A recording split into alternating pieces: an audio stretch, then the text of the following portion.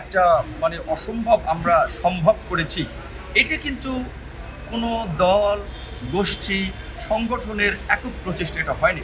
কিন্তু আপামর জনসাধারণ যার যার জায়গা থেকে সাংবাদিক, শিক্ষক, ছাত্র, জনতা, শ্রমিক সবাই চেষ্টা করেছে।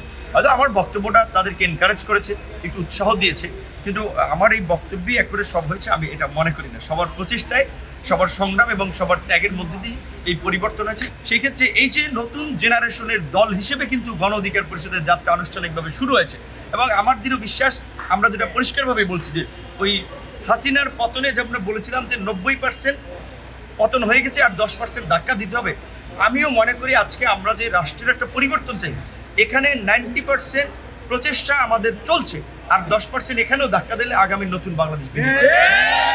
আমাদের একটা 21 দফা কর্মসূচি আছে, যেটা হয়তো ওইভাবে হাইলাইটস হয়নি কিংবা আলোচিত হয়নি। সেখানে আমরা সুন্দরভাবে বাংলাদেশকে আগামীতে কোন জায়গায় দেখতে চাই, কী কী পরিবর্তন দেখতে চাই, সেই কথাগুলো আমরা বলেছি। যেমন আমরা কিন্তু একটা কথা বলছি যে বাংলাদেশের মতো একটা ওভার পপুলেটেড কান্ট্রিতে এবং বলা চলে আপনার উন্নয়নশীল দেশ, উন্নত না, সেখানে চিকিৎসা সেবা, চিকিৎসা ব্যয় মেটাতে গিয়ে প্রতি বছর প্রায় 15 থেকে 16% মানুষ নতুন করে দরিদ্র হয়। তো সেই জায়গা থেকে আমরা পরিষ্কারভাবে বলছি যে আমাদের এই ঘোষণাপত্রে যে আমরা একটা সার্বজনীন স্বাস্থ্য বিমা বা মানুষ যেন চিকিৎসা করাতে পারে, সেইভাবে আমাদের চিকিৎসা নেওয়ার চিন্তাভাবনা ছিল। দেশের বিভাগীয় পর্যায়ে এই বিএসএমইউ কিংবা ঢাকা মেডিকেলের মতো উন্নত মানের চিকিৎসা সেবা নিশ্চিত করা এবং দেশের বাইরে যেন চিকিৎসা নিতে যাওয়া না লাগে, সেই চিকিৎসা ক্ষেত্রে নিয়ে আমাদের সেরকম একটা অবস্থান আছে।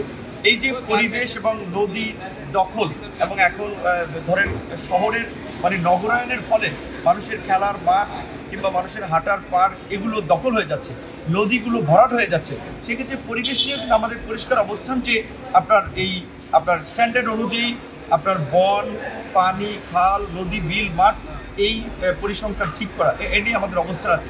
শিক্ষাক্ষেত্রে আমরা কিন্তু বলছি যে বাংলাদেশে যে গিনিপিগের মতো এক এক সময় এক একটা পাঠ্যক্রম, শিক্ষা কারিকুলাম আপনার টেস্ট করা হয়, যার ফলে আমাদের শিক্ষা ব্যবস্থাটা আমি মনে করি একটা শক্তিশালী জায়গায় যেতে পারেনি। এখনকার যুগের সাথে তাল মিলিয়ে আমাদের একটা যুগোপযোগী শিক্ষা নীতি, কারিকুলাম, একটা পাঠ্যক্রম দরকার। এই বিষয় নিয়ে আমাদের কিন্তু বক্তব্য আছে।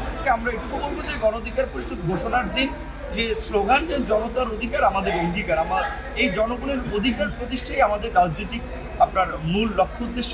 সেক্ষেত্রে প্রত্যেক শ্রেণী পেশার মানুষের অধিকার আমরা প্রতিষ্ঠায় সবসময় সোচ্চার থাকবো, মানুষের জন্য কাজ করার চেষ্টা।